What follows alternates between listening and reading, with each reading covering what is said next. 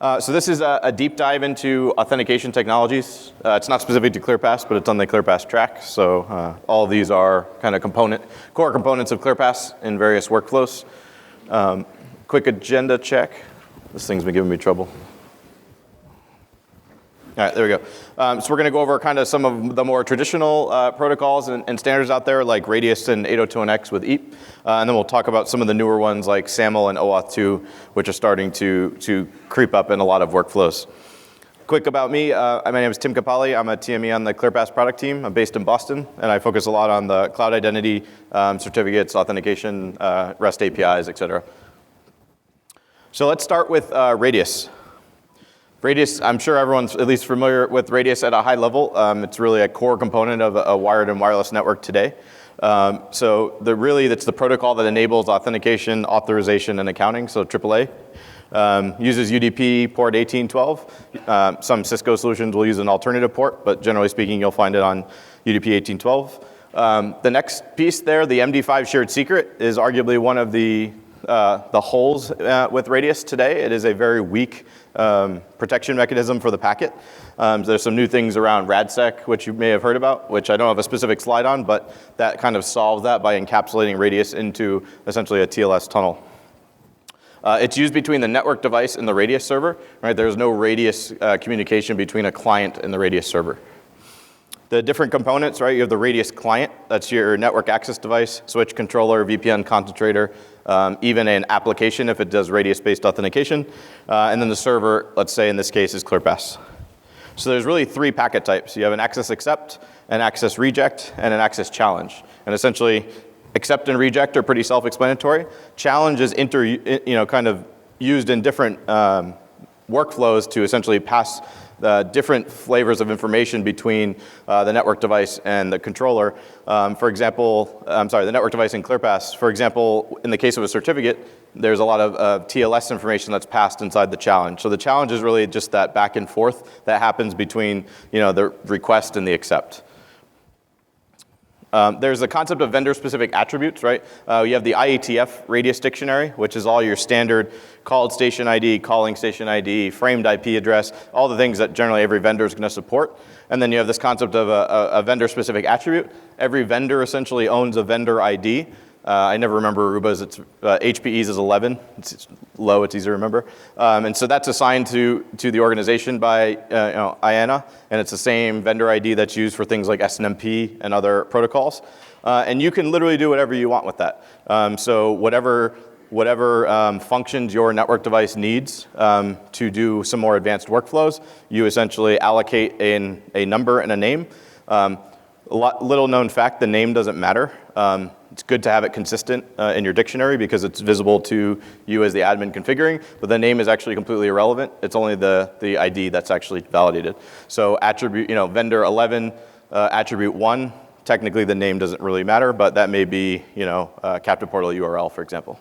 So every vendor, the best place to find vendor dictionaries outside of ClearPass, if you're just looking, is actually FreeRadius. So FreeRadius maintains a really good database of up-to-date Radius dictionaries. We try and keep the ones in ClearPass up to date as needed, but we do provide you also the ability to import them as you need them. We include about 300 by default.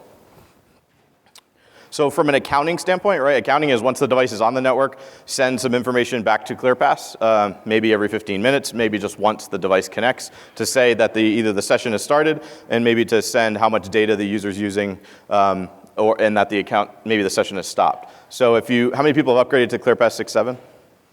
So you may have heard us talk about Radius accounting in the 6.7 methodology, so we tweaked licensing. So licensing is no longer based on unique number of endpoints. We base it based on active network sessions. So one of the requirements to take advantage of this flexible licensing is that you enable Radius accounting. So essentially, we just need to know that the client is connected and when it leaves the network. There's a huge difference between Radius accounting and Radius interim accounting. We get a lot of feedback that, I can't enable Radius accounting, it's too chatty. Interim accounting is very chatty. That's every X interval. The NAD sends an update to ClearPass with how much bandwidth has been used, et cetera. Just standard Radius accounting, it's a start and a stop. That's 2 packets, right? Not to dig too deep into ClearPass, but essentially what happens is if you don't use Radius accounting, we essentially hold the license for 24 hours. So it's in your best interest to enable Radius accounting. So dynamic authorization is really the next piece of Radius. It's not actually technically part of Radius. It's another RFC. But dynamic authorization is often somewhat incorrectly referred to as COA. COA is a type of dynamic authorization packet, but COA is kind of universally, even we're guilty of it in the product. We have some COA references. But it's really two types of requests. A packet of disconnect, which in ClearPass, you'll see that referred to in the default profiles as terminate session. So that is disconnect the session and let the network device tell us whether they should re-authenticate. An actual COA is generally going to be your vendor-specific stuff, right? So let's take an Aruba switch. We can actually bounce the port via COA. We can send a change of a user role. So those are really going to be your more vendor-specific, and it's going to vary by platform. Not all vendors support the COA function. They may support disconnect message, but not the COA function. So for example, on a Cisco switch, you can do a disable the port, you can bounce the port, and you can send back some various attributes as part of that. And that's really going to be where you get into some advanced workflows when you're using the COA itself. So the big difference between a standard Radius packet and client server and a dynamic authorization packet is you're actually flipping the roles, right? And the concept of a standard Radius request, the switch is the Radius client, and the server is the Radius server. You're actually flipping it the other way, which if you've had to set this up, it drives your firewall teams nutty sometimes because it's the opposite, right? You're sending the packet the other way. ClearPass is initiating it to the network device. That's why they use different ports as well.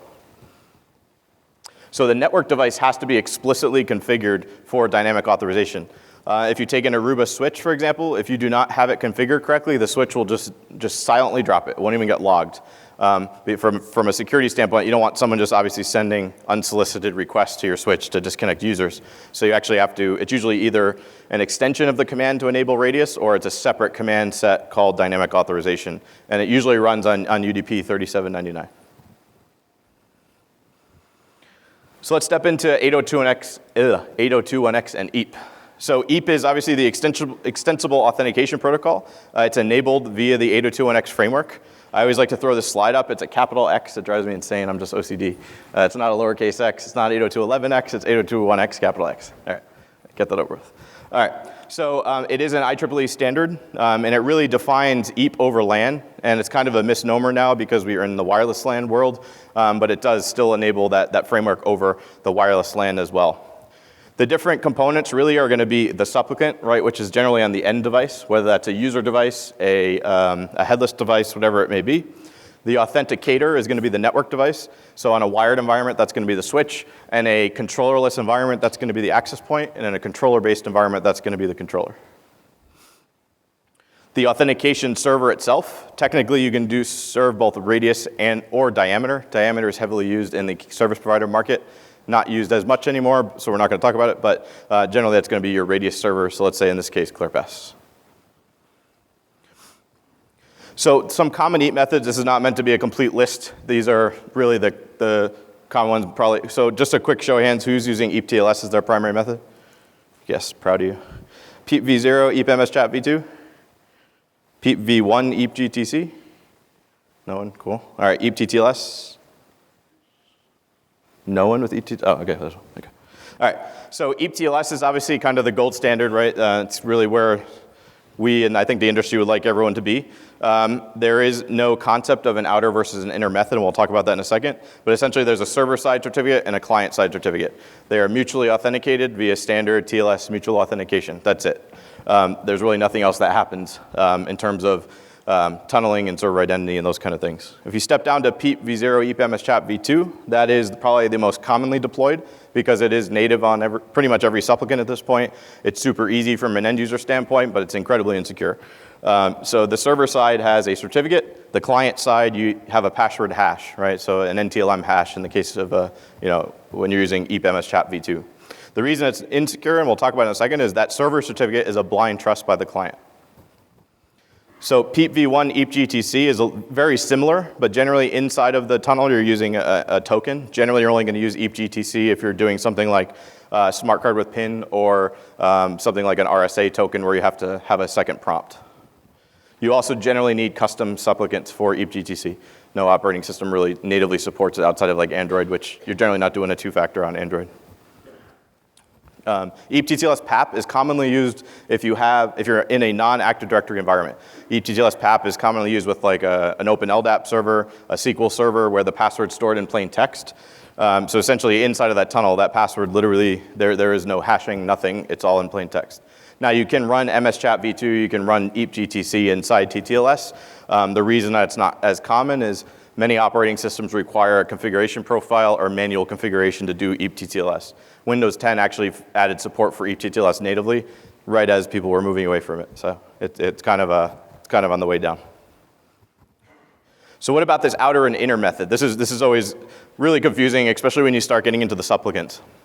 So the idea in any of these tunneled or encapsulated methods like PEEP or EAP-TLS, you have this concept of an outer and an inner identity. And the outer identity is essentially what's sent at first in the clear outside of the tunnel, right? So why that's important is when you get into roaming agreements. Who's using eduroam? Is anyone?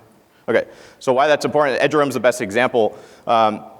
In order to route essentially a radius packet to the server that's designed to be authenticating it. So let's say you have, I used to work at Brandeis, brandeis.edu and uw.edu. Your local users are Brandeis, that's great. Your remote users that are visiting are uw. I need to be able to route that radius packet to the appropriate uw server in order to allow them to authenticate it. When you get into radius proxy and federation, the far side of that transaction is actually authenticating the server. Me at Brandeis, I am not actually terminating that tunnel at all. Right? I'm never checking that credential. I'm never seeing that inner credential. So the reason that the outer identity is important, especially in the case of a roaming federation, is you need to still have visibility into that identity.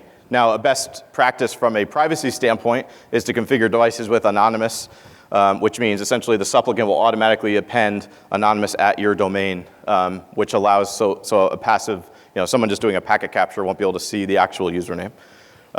Generally, it's not configured.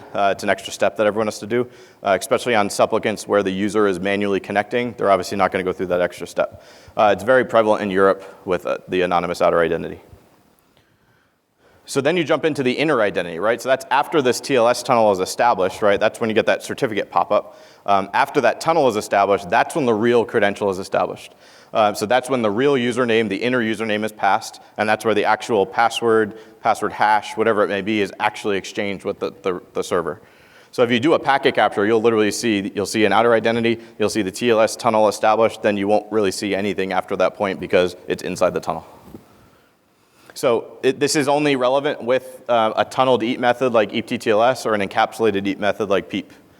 EAP-TLS, since it's mutual, there's no concept of an outer versus an inner identity. The exception being PEEP. There's something called PEEP EAP-TLS. It's only supported by Windows clients. It is developed by Microsoft. And the idea is you do an EAP-TLS authentication inside of an existing tunnel to add some additional privacy, anonymization of the request. Another fun fact about PEEP, it is actually not an RFC. It's been stuck in draft form since it was written.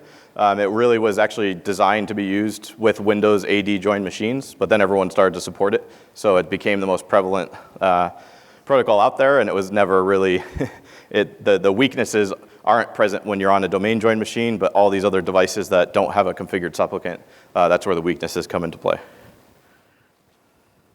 So what does this look like in a visual form, right? So essentially, let's take sorry, it's hard to see from here.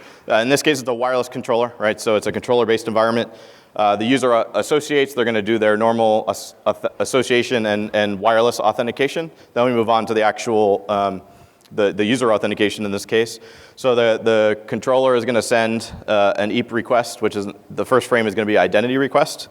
The client's going to send back, this is the outer username, right? So in this case, maybe it's my actual username, maybe it's anonymous@domain.com.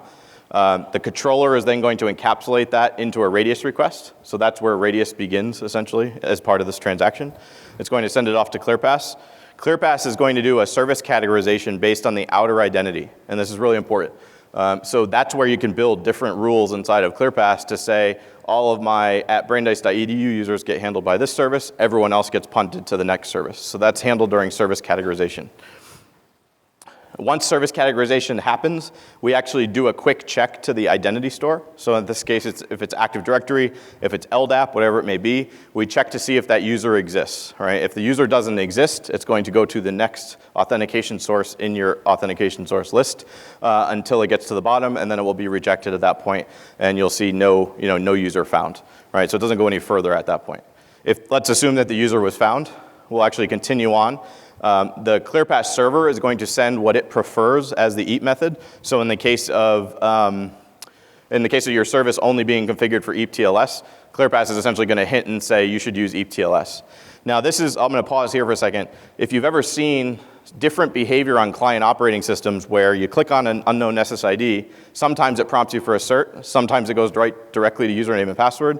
It's very prevalent on the Mac because the user interface is a little bit different. This is why. If you're supporting both TLS and PEEP on the same SSID, you'll be able to flip between the two options versus something that's only configured for TLS, your only option will be to select a certificate. And that's why it's really important. Once you do migrate to EAP-TLS, make sure you're removing the PEEP method from your services, right? By default, we include them all. Arguably, we should probably change that. You should remove any of the ones you're not using. So now that ClearPass has actually negotiated EAP-TLS, you'll notice that the client actually responds back and says, with a NAC, and says, nope, I want to use PEEP, right? So in this case, as long as PEEP is enabled in that service, we can continue here. So the transaction, now we're just building a standard TLS tunnel. I'm not going to dig too deep into that, right? We're doing all the different handshakes required for a TLS request. And then that's where kind of that error comes up, right? So I put the error in quotes.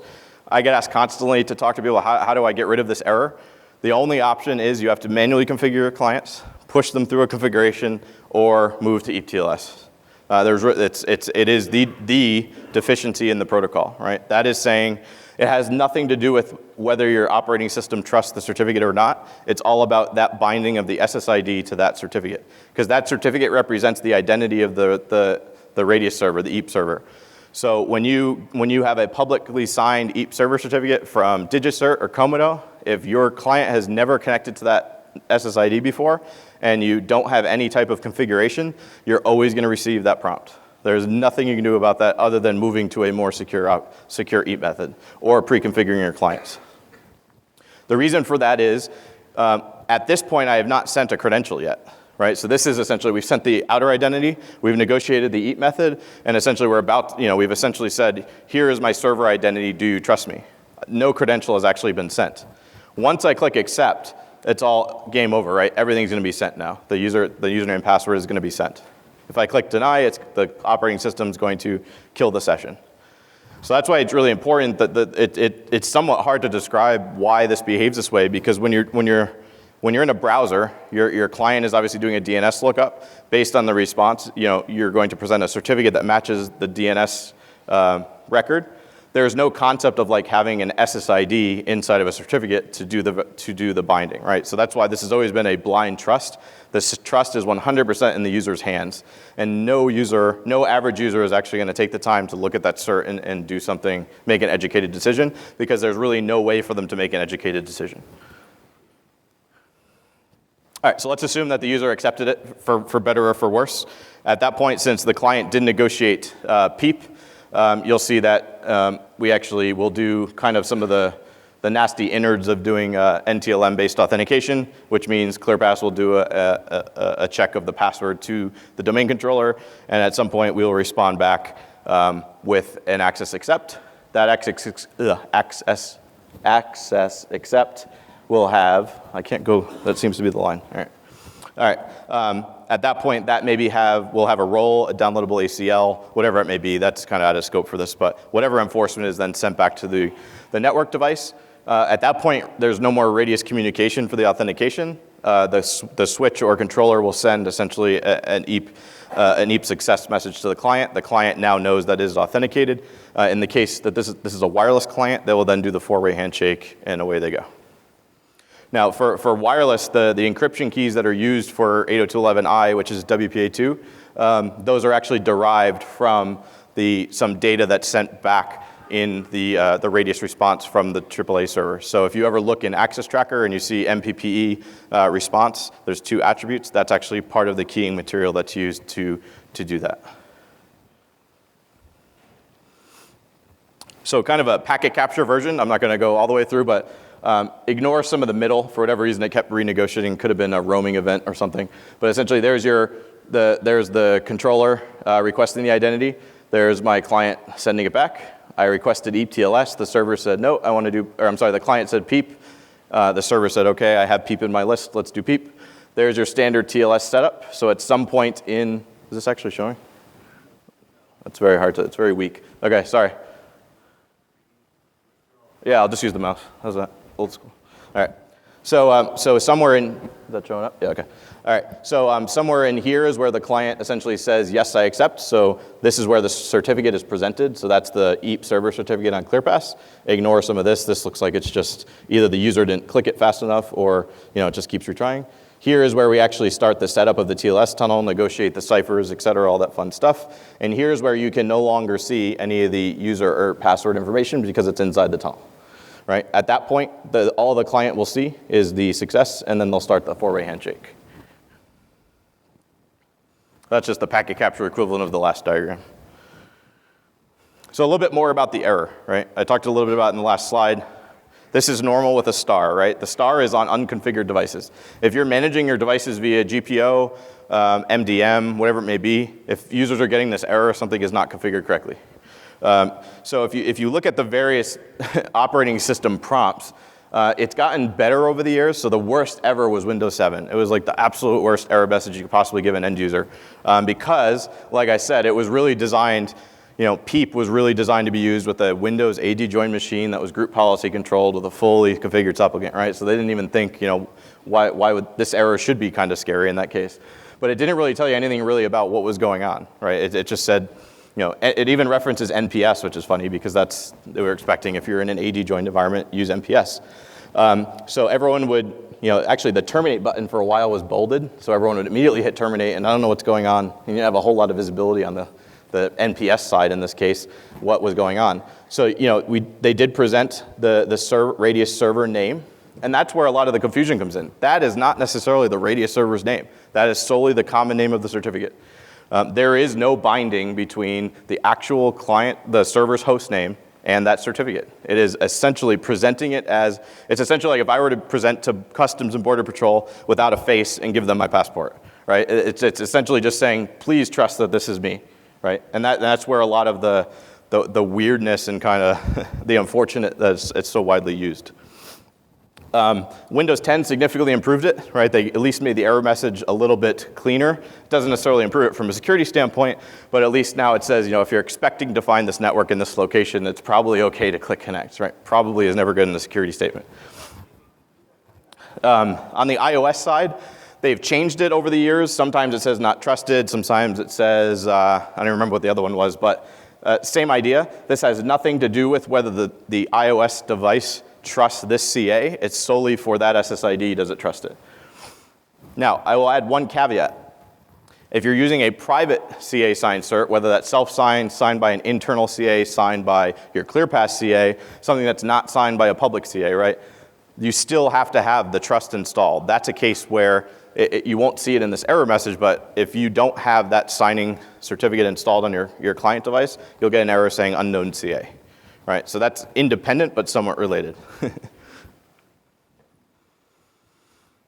So most of this I just talked about, but to kind of sum it up, right, it is only secure when properly configured and locked down. It is kind of using the trust on first use model. So assuming that the first time you connect, you're connected to the right, you're authenticating against the right server, not an attacker, well, you're now going to trust that device forever, that certificate and that server forever, right? That's not a great way to do things. You're really relying on the user to make that decision. And as we mentioned, generally speaking, a user's not going to make a decision, especially when there's nothing they can do to actually reference that information to make a right decision on their own. A lot of times you'll send an email out saying, if you see this, do that. Chances are if that happens to them 5 months later, they're never going to remember that. I like to make the statement it's kind of aggressive, but it's to stir conversation. I would argue, now, not taking into account WPA3, right, we're still on WPA2, I would argue that's less secure than using an open network. And the reason for that is most of your traffic is encrypted these days, just from the browser to the server, to the other side. But the big piece here is if your credentials get compromised, you can do a lot more with someone's username and password than just sniffing their traffic. One of the other, I guess two, right? There is no real device identity using PEEP. Yes, there's things like machine authentication, but it's one or the other, right? You're doing a user auth or a machine auth. A certificate is going to be a binding, usually between the user and the device, as one identity, right? And there's no sharing of these are unique certificates for my laptop, my tablet, and my phone, all using the same user identity, but different device identities that can all be revoked or changed independent of each other. The last one is important, and has anyone turned on Windows 10 Credential Guard? How did it go? Okay, exactly. So, when Microsoft has been really working on hardening the operating system, virtualizing, kind of taking this containerization technology that's existed in cloud architectures and to secure the operating system. And one way they did that is what's called Windows 10 Credential Guard. The idea is essentially virtualize some of these legacy protocols that are needed for certain things like file shares, and don't stop allowing access to other parts of the operating system, right? It's almost like a virtualized security container. And what that means is actually the wireless supplicant in Windows no longer had access to your NTLM password hash. So the minute you tried to do a PEEP authentication, failed, no credential. This is another reason why even Microsoft's hinting at, those need to die, right? So MS Chat v2 uses NTLM v1 on the inside, on the back end essentially. That has been deprecated by Microsoft. So if you ever hear me say that PEEP is essentially legacy, that's kind of where that statement comes from. So why does this matter in terms of a credential getting, how does a credential actually get intercepted, right? So let's take a common use case, right? An unconfigured client, call it BYOD, call it whatever. It does not have any managed configuration, or it was not pushed a configuration, whether it was managed or not, right? I connect to a valid corporate AP, SSID, whatever it may be. Great certificate, right? A nice high assurance DigiCert. It says, securelogin.arubasecurity.com. Excuse me. That's great. That certificate trust is there, right? I just blindly trusted it. That's great. But since the supplicant is not locked down, I go out to the parking lot. Someone is sitting there, right? Let's say it's my laptop in my backpack, still probing, looking for SSIDs. I roam to another AP with the same SSID. My supplicant is not configured to actually validate the server cert. So I see this other server cert. That's great. Looks similar. Even if the user was looking at it, they may not even see a huge difference there. They connect, and now I'm actually passing my credentials to the attacker's radius server, and depending on what inner EAP method is being used, that could be a clear text password or an NTLM hash, which could be used if you're familiar with pass the hash attacks. So not good. So for fun, because I'm a nerd, I stood up there's a major service provider in the United States, not to be named, that uses EAP-TTLS PAP on their very, very very widespread SSID. That's around the United States. I stood up a rogue radius server, same SSID, and wouldn't you know, there's my account password that I use to pay my bill in clear text. Really prevalent with eduroam as well, right? If you think about the number of places eduroam is, you could sit in the middle of pretty much any public square with a rogue radius server on your laptop and pull a decent amount of credentials. So it's really, really important to either properly configure the supplicants or move to EAP-TLS, which is really the ideal.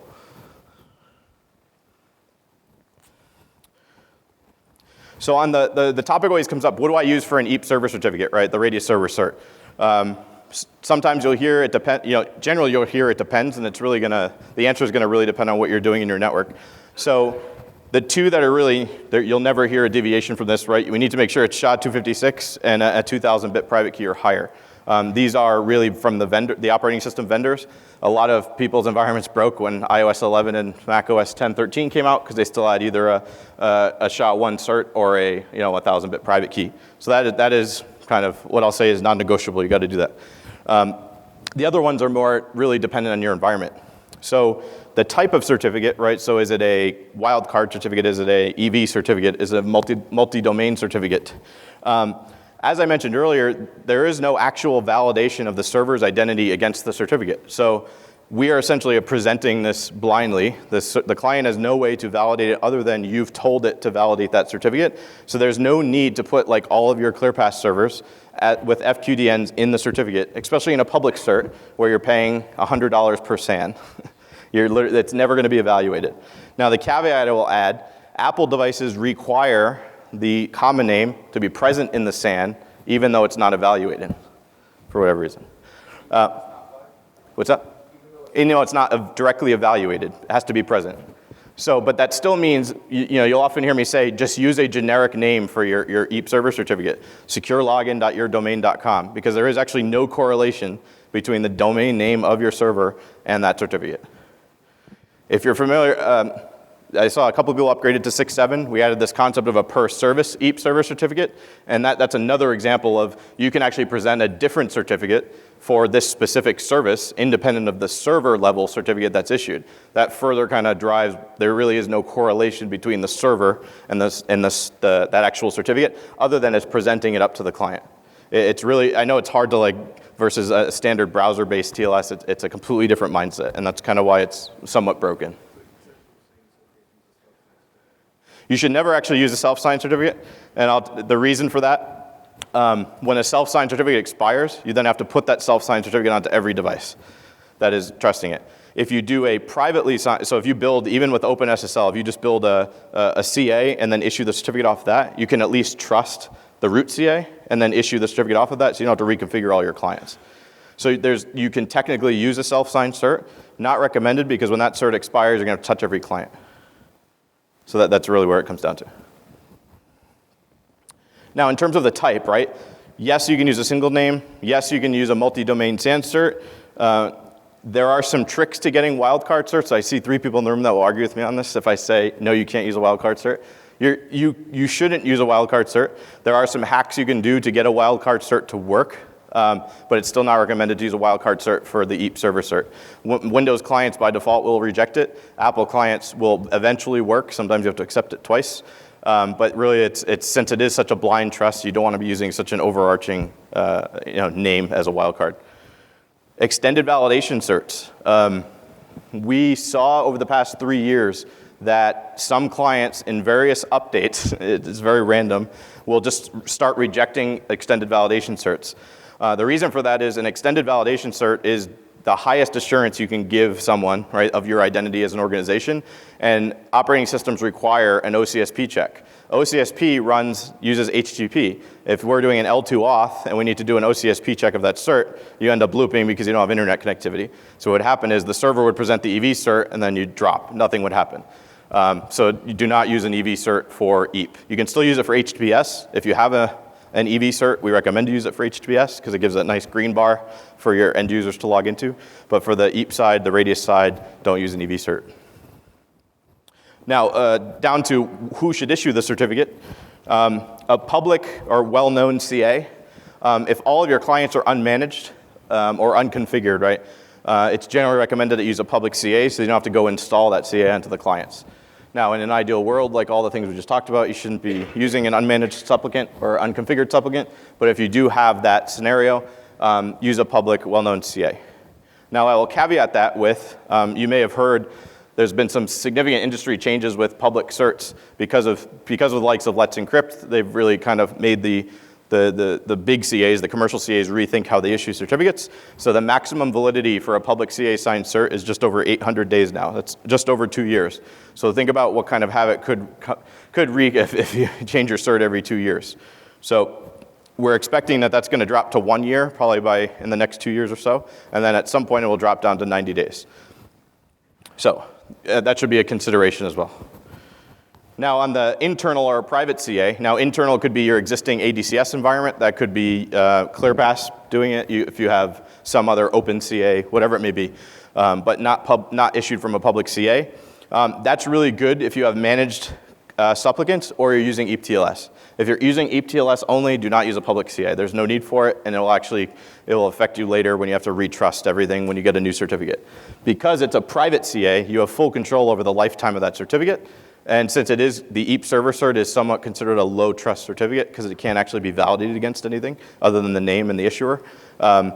you can do like a 10-year EAP server cert when you're doing EAP-TLS. Self-signed, like I mentioned, it will work. Doesn't mean you should do it.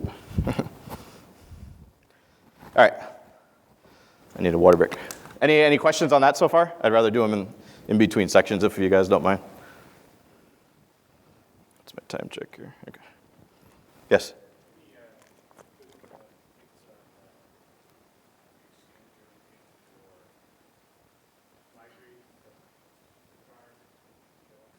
Sure. So the question is there any ideas or best practices around moving from PEEP to EAP-TLS? The nice thing when you're using any EAP method is you can generally use both of them on the same network. So an SSID can actually support both PEEP and EAP-TLS.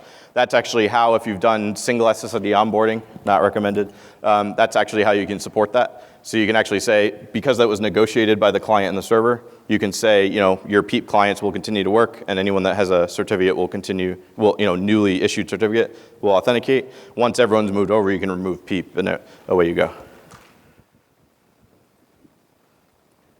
Yes? What do you think the timeline on the 90-day certificate is? It's very political, so it won't be before like 2020, I don't think.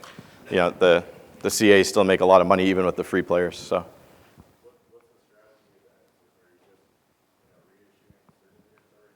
Yeah, so there's a huge drive towards programmability. The whole goal with Let's Encrypt was to make it somewhat seamless. You install certbot, apt-get certbot, and you do essentially this challenge handshake the first time, give it your email address, and then it handles it from there.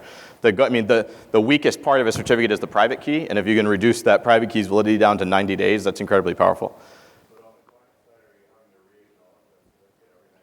So for EAP, that's why you don't want to, right? Depending on how the client is configured, you can configure the client really three ways. You can trust the certificate itself, the signing CA, or the root CA, and then you also have the common name, right? So if you trust the certificate itself, every time that certificate changes, the user is either going to get black holed or they have to accept a new certificate. If you sign the intermediate CA, then as long as you get your new certificate from the same CA and it has the same trust chain, then your users won't receive a prompt.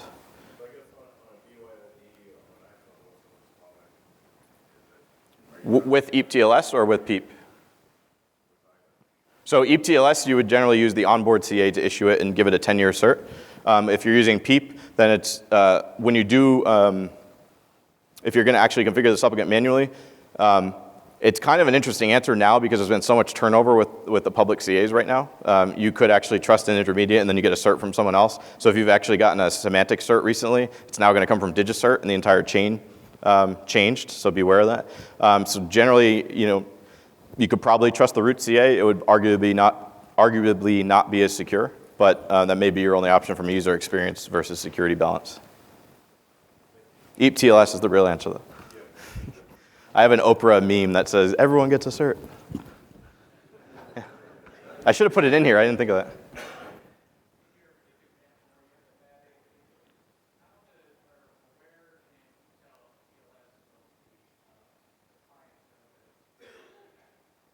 So when the server does the server hello, in that packet will also be the certificate. So if the client is not explicitly configured with the appropriate trust, it's just going to blindly accept that new certificate. So EAP-TLS, you're not ever exchanging a credential, right? What's weird with EAP-TLS is you still need a server certificate and you still should trust it, but it's much less relevant, right? Because you're never exchanging a credential. The way certificate-based auth works is the server sends you essentially a blob of text, you sign it with your private key, and send it back. So there's never actually a credential risk for any credential loss there. So in some ways, the server certificate is irrelevant with EAP-TLS, but it's still required, unfortunately. Yeah.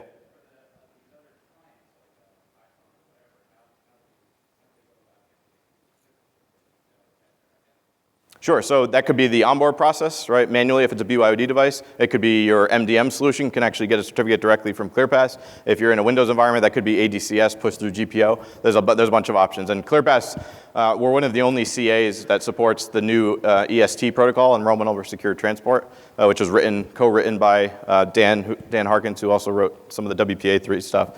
So there's a lot of options now to securely get a certificate on that device.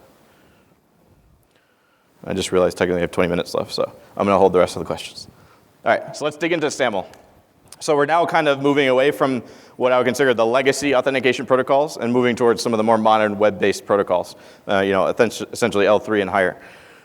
So SAML is essentially an open standard claim-based framework for authentication and authorization. And what that means is the idea of a claim is that you get redirected to some service that owns your identity, essentially. They make a claim about you. Just like if you get, your passport makes a claim about you, a claim from the US government to the government of Canada that you are who you say you are, and this is your address, this is your nationality, this is your birth date. So that's kind of claims-based authentication in a nutshell. It is XML-based and transport over HTTPS, right? So it is secure by default based on just standard browser, TLS-based cryptography. So it is one of the frameworks behind SSO. I have SSO in quotes just because it drives me nuts. SSO is not a protocol. SAML is one of the pieces that makes the SSO experience work, right? So there is no protocol called SSO. The different roles in terms of who's a player, right? We have the Radius client, Radius server. In this case, we have what's called the principal. The principal is generally, in 99% of cases, going to be the user. You technically can, in some of the newer SAML specs, authenticate a device using SAML. It's just not very common. It's usually a very user-centric workflow. You have the identity provider, so that's actually who's going to do the credential check. That credential check could be a password, it could be a token, it could be an app, it could be a certificate, whatever it may be. They're usually going to be the ones who have some form of ownership over your digital identity, right? In the case of an enterprise, that's going to be your single sign-on provider that you use, Ping Identity, Okta, Azure Active Directory, et cetera. The service provider is what you're trying to access. So just going back to the passport idea, the US government is my identity provider. The service provider at this point is the Canadian Borders and Customs, whatever the acronym is for that, right? When I'm entering Canada, Canada is the service provider. They need to validate my identity back to the identity provider. So a quick kind of flow, I always say quick, and this never turns out to be quick. The flow diagram here, right? Everything is 100% based in the browser, right? The browser is actually the one that's communicating between the two different entities. In the case of a SAML flow, a generic SAML flow, the US government, let's just keep using this example, never directly communicates with the Canadian government, right? It's all through me as the person that's handing them something that's signed by the US government that says, I am who I say I am. So if we take this example, let's use Office 365 as the service provider, and let's use login.hpe.com as the identity provider. So I go to portal.office.com, I type in my username, Office 365 is going to do a lookup to say you're an HPE employee, go here. So that's where we're going to see a redirect back to my browser to say, hey, you need to go authenticate, go to login.hpe.com. And it's going to append a snippet of a blob of XML that gives some basic information about what login.hpe.com needs to do to get me back and authenticated. So once I get to login.hpe.com, I'm going to either use my certificate or log in with my username and password. At that point, login.hpe.com, which is actually a Ping identity backend as the identity provider, is going to generate a SAML assertion, and that's what's going to contain these claims about me. That is going to be signed by login.hpe.com. Now, there is a trust between Office 365 and Ping identity that says, expect your assertions to be signed by this certificate, right? Just like any other certificate-based authentication. So now it's going to actually give me that assertion back in my browser. So they're essentially handing me back this assertion. It's a blob of XML. And then I'm actually going to post that back to Office 365, just like handing the passport to customs, right? It's given back to me, and then I give it to who I want to access, right? Office 365 is going to validate that payload, make sure that it's signed by a trusted entity, which would be Ping Identity in this case, and then grab out whatever it needs from that payload and use that as part of their authorization to let me on. So in the case of HPE, it's going to be my user ID, maybe my employment status, and is my account expired, right? At that point, the SAML flow is over, right? And the goal is, Microsoft in this case would never have seen my password, right? It was all done by the identity provider that owned my enterprise identity, which was login.hpe.com. So I'm sure everyone has done this on a regular basis with various solutions, but this is the visual of what that looks like. So this is actually a ClearPass box, so I'm going to the admin UI, quickly redirected to Azure Active Directory, which is the IDP in this case. I log in with my credential. I talk faster than the screen moves. Log in with my credential. And then if you watch really quick in the bar, you're going to get posted right back to ClearPass, and away you go. So essentially, there's a predictable URL called the assertion consumer service that lives on every SAML service provider. That's what is actually, in this case, Azure knew where to send that back to. So when my browser needs to go to the next step, it's going to say, post this to the SAML consumer service, which is going to then decrypt, essentially, or remove all the attributes, validate that they're signed, and then in the case of ClearPass, generate a request inside of ClearPass Policy Manager to move on to authorization. So in this case, ClearPass never actually did an authentication. It was only handling the authorization. You're trusting that ClearPass is pointed to Azure Active Directory, and there's that trust binding there from an administrative standpoint. Any questions on SAML? That's like the real 10,000-foot view. Yes? Not today. And specific to ClearPass? Yeah, so there are a few things. If you've ever, how many people are using any form of SAML with ClearPass?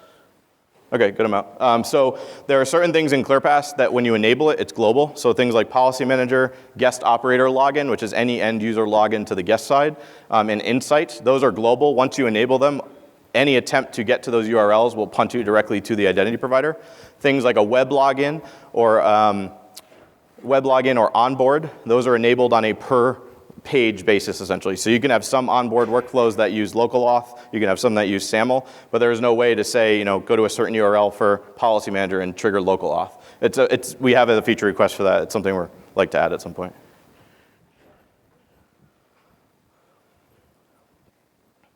All right, so let's move on to OAuth and OpenID Connect. So OAuth 2 follows a lot of the same principles as SAML.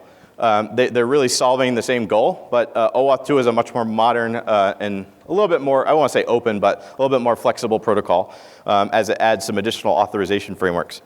So one kind of interesting fact is OAuth 2 itself was never really by spec designed to handle the authentication phase. It was really designed for the authorization component, but it was left loose enough that every organization kind of ended up doing whatever they wanted with it, which is kind of the opposite of what a standard's supposed to do. But so if you look at the early adoption of OAuth 2, Twitter, I think it was Twitter, Yahoo, and maybe LinkedIn, they all did different flavors of OAuth, which were all fine, but they didn't necessarily interoperate. So we'll talk about in a second OpenID Connect, and the idea there is to re-standardize at least the identity check, right? Make sure that that's a standard, you get the same amount of attributes back and same form of identity. So in terms of the roles, they're very similar. So let's take, I keep using Facebook as an example, which is a really bad idea right now. So I'm going to use Twitter. So essentially, I'm going to use my Twitter account to log into the New York Times app, right? So New York Times has no sense of my identity until I do that, and they're trusting that Twitter is going to provide valid information back. So in this case, the resource owner is me. I own my Twitter account, as far as I know. The client is going to be the application. In this case, maybe it's the New York Times app, maybe it's the New York Times website, whatever it may be that you're actually accessing that service. The resource server is going to be the New York Times, whether that's an application backend or a website. And then the authorization server in this case is Twitter. Twitter is handling my actual, they're providing my identity to the New York Times. So the kind of the what's returned back during an OAuth, authentication authorization is an access token. If you've used the ClearPass REST API, you get an access token back. Same idea. And today that's generally going to be a bearer token, which you'll usually see bearer and then just a short to medium sized blob of text. And that's actually moving more towards JWTs, which we'll talk about in a second. So that's kind of the fundamental piece of OAuth. And really, why it became so popular was it provided a methodology to allow certain access to certain things. So if you've used any type of social login or OAuth-based login, the first time you do something, or the first time you attempt to use that account, it's going to pop up and say, hey, do you want to give ClearPass access to your email address, public profile, blah, blah, blah. And in some cases, you can even turn off certain things, right? So that's a framework that doesn't really exist with SAML, right? There's essentially, your enterprise trusts this provider, so there's really no option for the user to select any information. And that's been really, really important nowadays with privacy. So if you want to give them your email but not your birth date, for example, granted, New York Times could turn around and say, we're rejecting you because you didn't give us your birthday, but at least you have the framework to be able to provide that level of selection and control to the user. So the different grant types. OAuth 2, like I said, is very flexible. It's a framework. It's designed to handle all these kind of robust different scenarios here. The most popular is it's kind of called the three-legged OAuth, and it's called authorization code flow. And the grant type is literally authorization_code. It's essentially the scenario I just described. I want to get access to the New York Times on behalf of my Twitter account, right, my identity. So that is the authorization code flow. And essentially what happens is when I go to the New York Times and click the button, I get redirected to Twitter. Twitter is actually going to give me that prompt that says, do you want to give access to the New York Times? At that point, you're actually given an authorization code. That authorization code then needs to be exchanged for the final access token. So that's why it's called a three-legged approach. It really adds an additional layer of allowing the client to exchange it, almost like a relay race, for the final access token that actually grants New York Times access to your account in whatever form you gave them. I'm going to skip over implicit. These are all very well documented online. The password credential grant is your more traditional ask for a username, ask for a password inside of an app. It's generally used with a native app. And when I say native app, it's not in your traditional meaning of like it's an app you install on your phone. Native app meaning a Facebook app or a Twitter app that logs in using your Facebook or Twitter account. They own your identity in that case and also the app. So that is a native app for Facebook. You're generally going to see this password credential grant because they're directly authenticating you. Generally speaking, you should trust the Facebook app to also trust your Facebook credential. Once again, very bad example, but client credential is really used as a service account. If you're familiar with like an AD service account, it's really meant for machine-to-machine communication. So you are never doing something on behalf of, or you are doing something on behalf of a user, but it's not necessarily in the user's name. So if you wrote a server-side application that needed to create, let's say in ClearPass, a device, but you're doing it in a programmatic fashion from that server, you're really doing that independent of the user's identity, but then essentially linking it to the user's identity on the back end. So think of it just as a service account, really and if you have scripts running that aren't necessarily tied to a user's a user privilege level, for example, that's a good example of a client credential. The last one is used with these other ones, right? So a refresh token. The idea is when you get your access token, in many of these grant types, you'll also get a refresh token. The idea with the refresh token is allow you to keep essentially refreshing the access token as long as you don't let it expire, right? And that's really, really important for things like, if you use the Outlook mail client, for example, all of that has been moved over to OAuth-based authentication. So as long as your device is online and connected, that refresh token will just keep refreshing. If you ever have a device that you didn't use for a while, like a tablet, and wonder why all of a sudden you get prompted for credentials again, it's because the refresh token expired. You had to prove who you are again. So the refresh token is really designed to, especially with this authorization code flow, to essentially allow you to not have to go through that full process. And that's not you, it's the application, but from a coding standpoint, you don't have to go back through this whole process every single time you want to access a resource.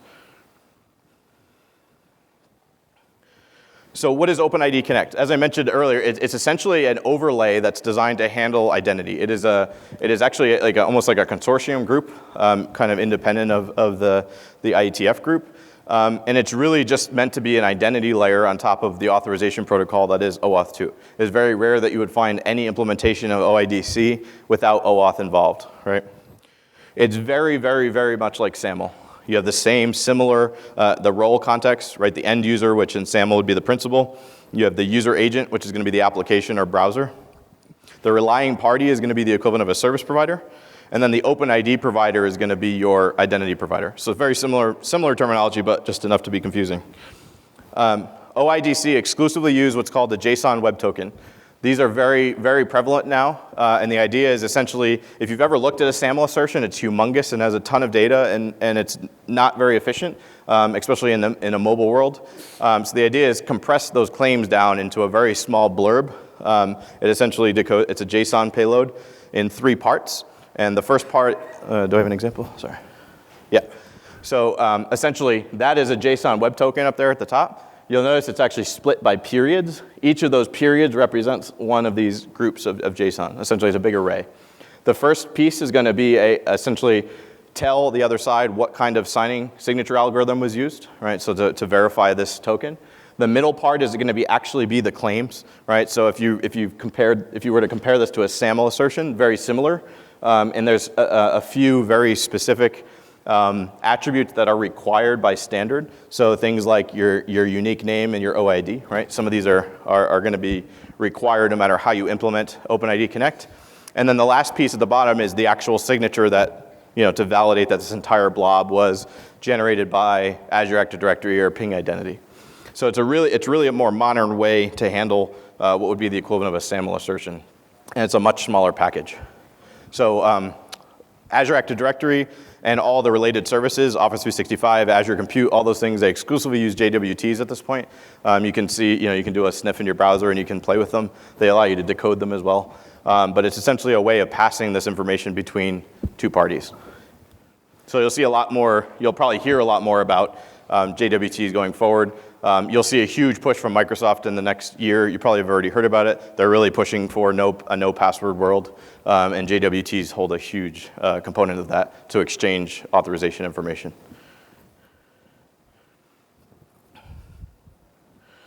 All right. I always like to show this. It's fun. So on ClearPass, our OAuth 2 based identity providers, we have a lot.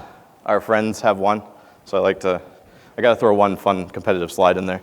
So all right. So last one. So TACACS, friendly rivalry, right? So TACACS, last one. Not a lot of slides on this. It's a pretty straightforward. So TACACS was really designed to be the management authentication for a network device, right? Was purpose-built for this. Radius-based authentication wasn't really built for management auth. Nearly everyone supports it, but TACACS gives you a little bit more meat, for lack of a better word, in terms of what you can do with it. So one of the benefits, and I say this loosely, the entire body of a TACACS packet is actually encrypted. And I say encrypted loosely, it's similar security to Radius, but in a Radius packet, only the password field, if you're using a non-EAP-based method, is encrypted. So you have a little bit more security for the average user if you're doing a packet capture of the inside of the network. You have TACACS plus accounting, which obviously gives you a lot more around commands that are run. So I ran this show command, this configuration command. Many vendors also support Radius accounting in this manner, but there's quite a few that only support Radius for auth and not necessarily for accounting. So that's one major benefit of TACACS as well. This is somewhat exclusive to TACACS from a spec standpoint. TACACS is actually a drafted standard, is command authorization. Some vendors do allow you to essentially map a role to certain commands that are returned by Radius, but that's not really true command authorization. Command authorization is literally every time I go to run a command on the switch or a controller, it's going to check with ClearPass to see if I'm allowed to do that. And the value is you could actually change that policy in real time while a user is still connected, right? So if a user is sitting on a switch all day, their access could change based on the command authorization. So you could say that a help desk maybe can change ports 1 through 48, but not change the 2 uplinks, right? That's what command authorization allows you to do. And you can get very granular depending on the platform. Like Cisco iOS, you can literally do wildcards and say you can only do interface gigabit 1/0/*, right? And you'll be able to do all the main ports. So very powerful from an authorization standpoint. Generally, it's enforced using privilege levels and service attributes, very similar to a Radius VSA. But generally, it's going to vary by, there's not really a true standard set outside of shell privilege level. Pretty much everyone has copied Cisco and done shell privilege level 15 or 1. And that's pretty much, in many vendors, that's all you'll get. For Aruba specifically, you can actually return an admin role. So if you're logging into a controller, you could return read-only administrator, whatever the other roles are. So that's pretty cool. And those are generally going to be specific to the vendor. Here's an example of what the accounting looks like, right? So this user ran show port access clients on port 3 and got the response and then the write memory. So everything is individually logged and can be also reported on and exported out as like a CSV. Here's an example of what a command authorization enforcement would look like. So this is a special enforcement profile type inside ClearPass. And this is where you could say, I'm going to give you privilege level 15, but I'm only going to allow you to run these commands. And you can actually say, if this command doesn't get matched, like it's not something you necessarily predicted in your policy, you can allow or deny everything else, right? So it's very similar to building policy, but you're doing it at the user on the keyboard level.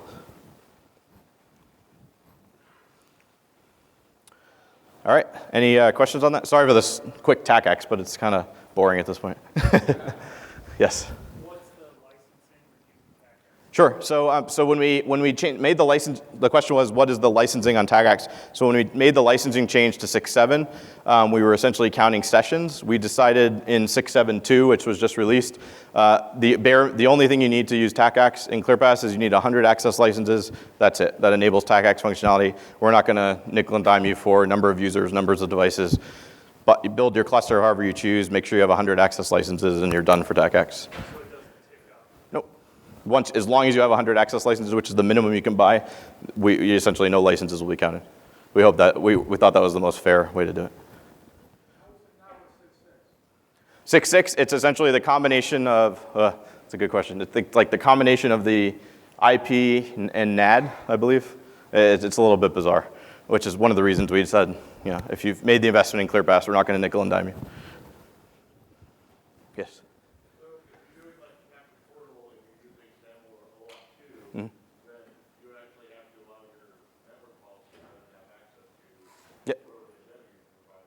Absolutely, great point. So if, for example, in the example of using Azure Active Directory, in my pre-authentication service, so on an Aruba controller, that would have been the walled garden whitelist. I had to add in login.microsoftonline.com as permitted. Yep. And when you get into some of the Facebooks of the world, Twitters, those get to be a little bit bigger because they embed all these crazy scripts. On GitHub, github.com/Aruba, we try and keep a list of the most popular identity providers. I try and test them every 3 months or so, and there's a list of the domains you need. And we generally try and provide a Cisco example as well, if we can. Yes? No. No license. Yep.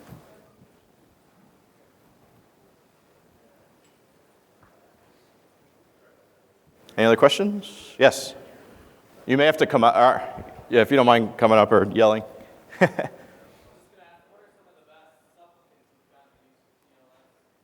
Supplicants? I mean, ideally, you're just using the built-in, right? We don't come across too many third-party supplicants for EAP-TLS. All operating systems support it natively. And generally, you're going to use some type of, there's very few cases where you're going to have a user manually configure the supplicant for EAP-TLS, the exception being Linux. And that's a good point. With onboard specifically, I think it sometimes gets confused about the functionality of onboard. We have what I like to call assisted provisioning, which is that really easy to use end user workflow where you're clicking through and hitting yes and doing this. We also have, I think it's kind of an unknown feature, what's called web-based provisioning. And that essentially drops the user at a portal, they put in the required information or not, maybe you do that on the back end, and it issues them a certificate directly. And the idea is if, generally speaking, the Linux users of the world at your organization that want to do everything themselves are probably going to know how to set that up if you give them some basic instructions. So we generally like to say we can support really any operating system with onboard, but the assisted provisioning is really Mac OS, Windows, iOS, and Android. And Ubuntu, sorry. And that's another good point, right? ClearPass is CA. I mean, the onboard CA is, you can use that for whatever you choose, right? You can issue server certificates, right? If you onboard all your users and want that to be your corporate CA for web services, you can do that, right? There's a full, the benefit really is you have SCEP and EST enrollment protocols to allow servers and MDM solutions to auto-enroll. You have a full OCSP responder for real-time certificate checks. It's a very robust CA, and I think many people just use it for onboard and EAP-TLS. The other benefit is once you have the certificate on the device, you can then use that for web-based authentication, right? HPE is a great example. I can log into any HPE service with either a certificate or a password or Kerberos, right? And if my certificate's installed, I put in my PIN, hit accept, and that's a much cleaner and much more secure experience than using a password. So the pain of certificates is getting it on the device. If you're already getting that certificate on the device for onboard, think about using that for other solutions like VPN or a web-based single sign-on portal. Yes?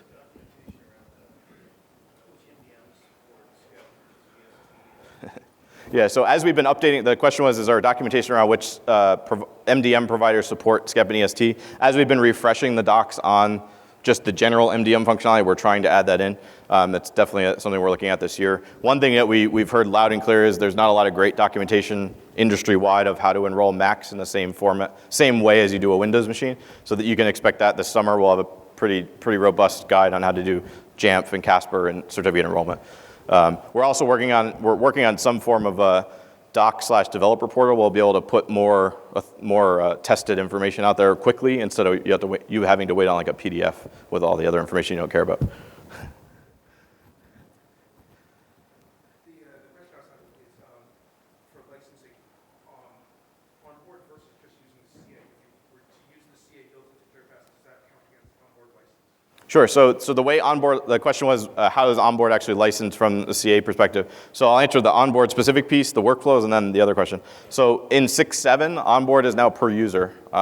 So university customers, I hope, yeah, that was mostly for our university customers. So as long as the username is the same, it's one onboard license. So you can effectively calculate your count based on FTE.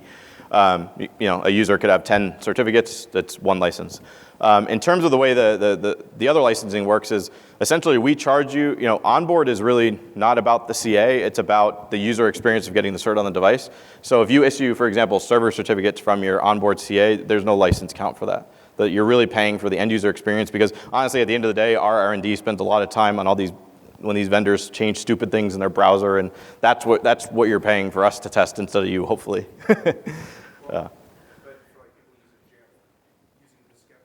Oh, okay. So in that case, yes. So that's still issuing a client certificate. Client certificates will always count as an onboard license, right? So that is by nature a client certificate. So the same logic though. If there's multiple certificates with the same username, they'll still count as one license. Yeah. There's onboard license. Yeah. It's per client certificate by user. Yeah.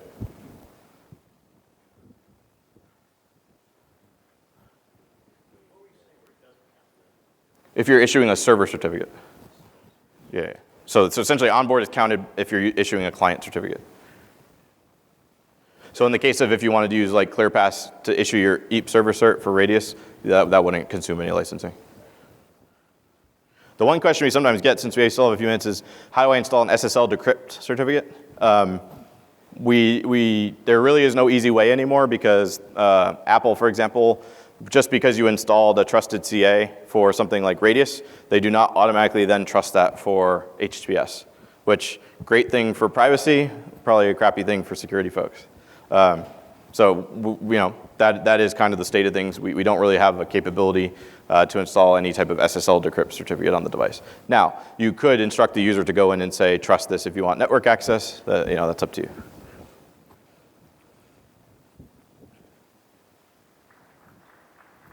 Yes? What's the use case you have around security on Encapsulated portal if the device already has a certificate issue? Why would you disconnect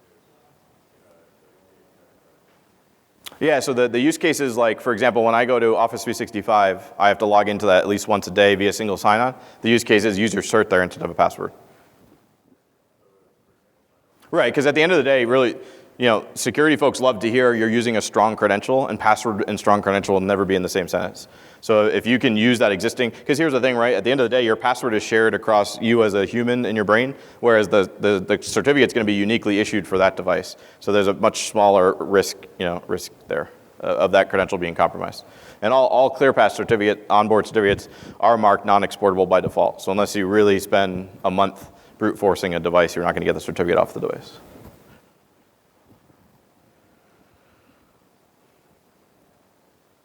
Any other questions? All right, well, I appreciate if you do the survey, and thank you for coming.